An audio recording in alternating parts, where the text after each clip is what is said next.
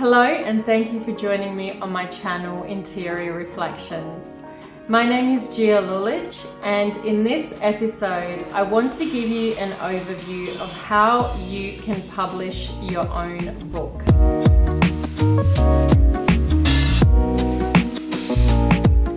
Whether you've already written your book or it's always been a dream of yours to write a book and to have it published, in this video I want to demystify the process and actually sell the idea to you. Never has it been easier and cheaper to actually self-publish and get your perspective out there in the world. For me, the process of writing my book was a very organic one. Because I didn't have any time restrictions, I sort of just let the process go. I actually wrote the book 2 years before I decided to self-publish it, and it was kind of just sitting there until I gave it to a few people. I gave it to my best friends, I gave it to my brother, my mum, and finally one of my colleagues read it and he encouraged me to publish it. So I decided to go on this journey without knowing anything at all, but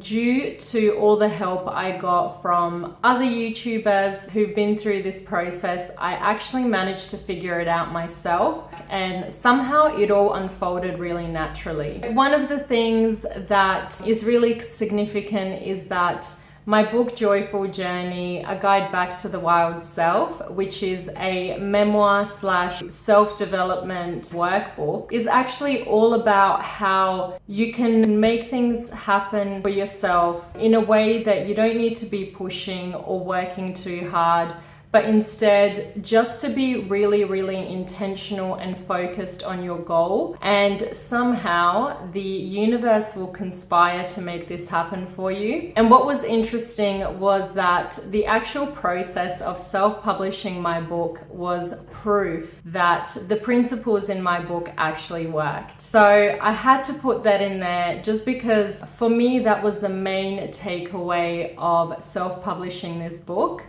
But let's get to the practical side of things and look at the steps you need to think about when self-publishing your own book. Number 1, writing your book. Because I didn't have any time restrictions, this part was really organic and natural. I had an idea of the kind of message that I wanted my book to have, and then over the period of about 4 months I would consistently get ideas and I would just write them down and divide them into rough chapters. A lot of the material is sourced from my own experience and from watching other people around me. But depending on what kind of book you plan to self-publish, I would recommend that you really put the intention out there and really focus on what type of book or theme you want to write about, and then just look out for ideas that come up and write them down as a starting point. Now that you've got your book written, the second thing in this step that I would recommend is that you make sure to proofread your copy as many times as you possibly can. Out of all the steps that I'm going to list, this was probably the most kind of tedious one for me personally. Having to go through details and having to reread my stuff over and over again was not the fun part, but it's equally necessary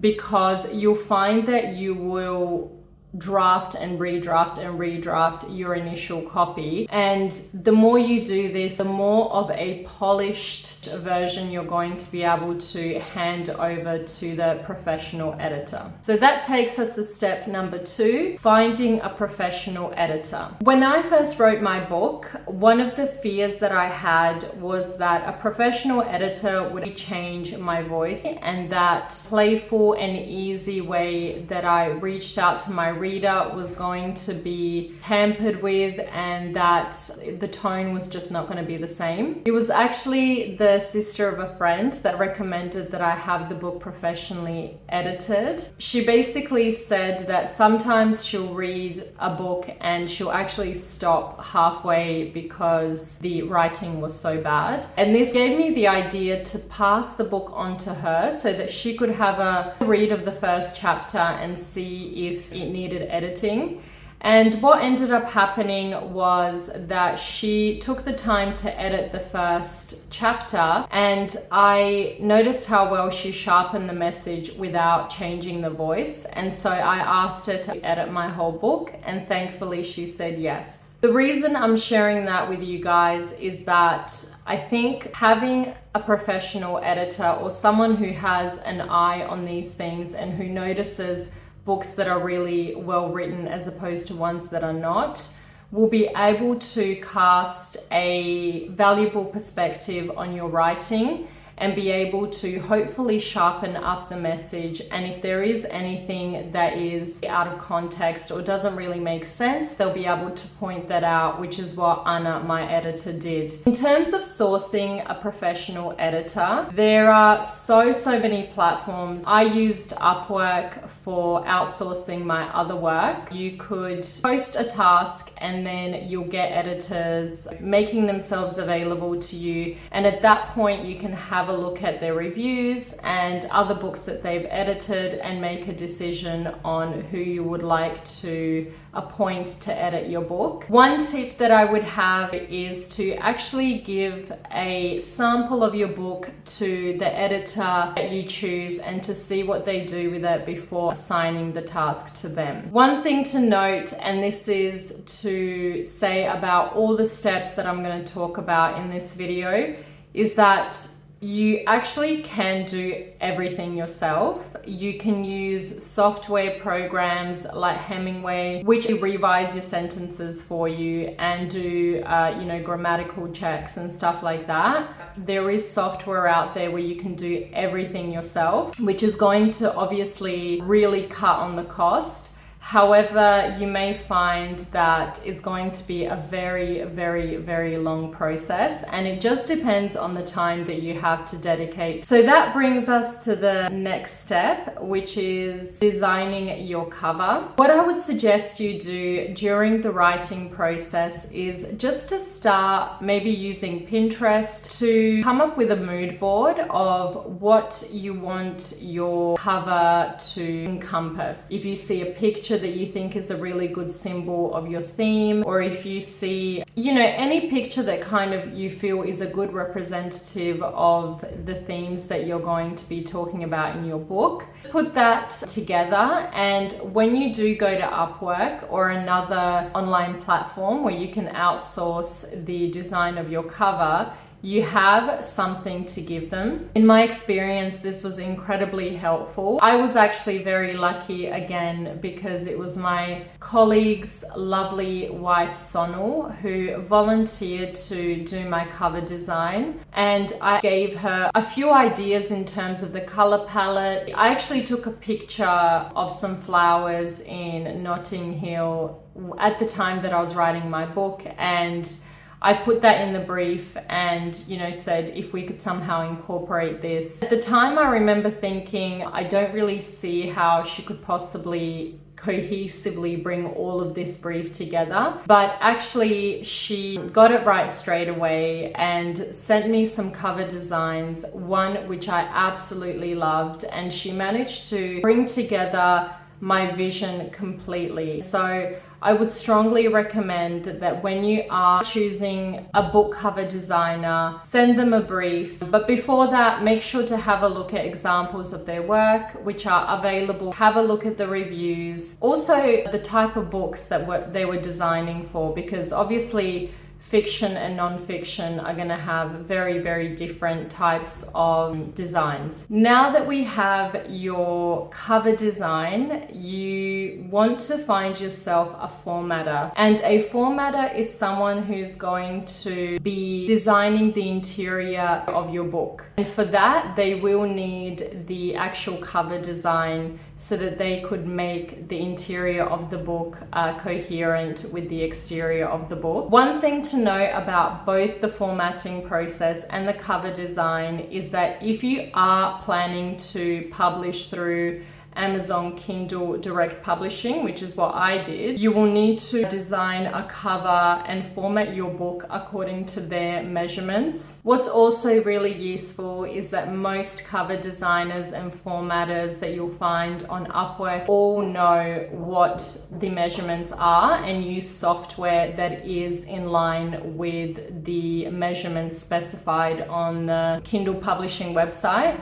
but you can always have a look. All the information is there. So now that you've formatted your book, you've got your cover design, and all of that has been sent to you as a PDF, it is now time to upload it all on Kindle Direct Publishing. What surprised me pleasantly was that I had actually set aside a day to go through the process of uploading my now completed PDFs, but it turned out this was only a 1 hour long task. There is so much information on the internet about how to price your book. Have a look at that information. It's a really, really easy process to actually upload your book. However, there are a few decisions to make once your product is up, such as whether your book is going to be available for sale as a physical copy or just a Kindle, whether you'd like to do your book as an audio as well. If you do decide that you'd like to sell your book in stores rather than just through Amazon, you will need to apply for an ISBN. I'm going to put the link in the description below.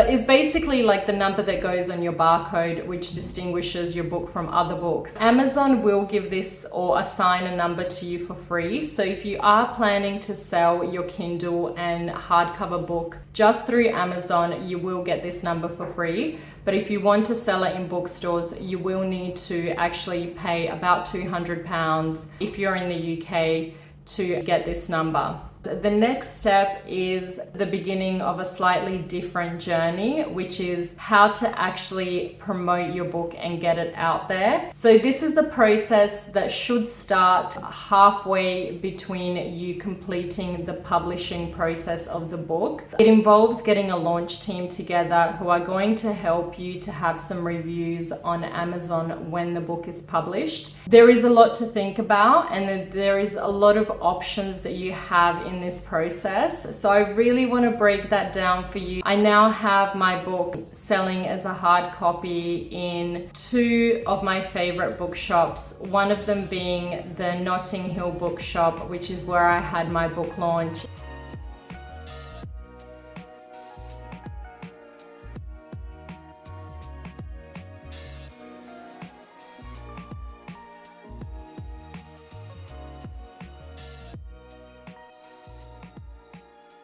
I hope I've sold the idea to you of publishing your own book. For me, this was an incredibly rewarding and expansive journey. In the next video, I'm going to talk to you about the best part of it, which was the promotion of the book, getting it into the hands of readers, getting it into my favorite bookshop, making the launch party. Until then, have a look at the resources that I've left below.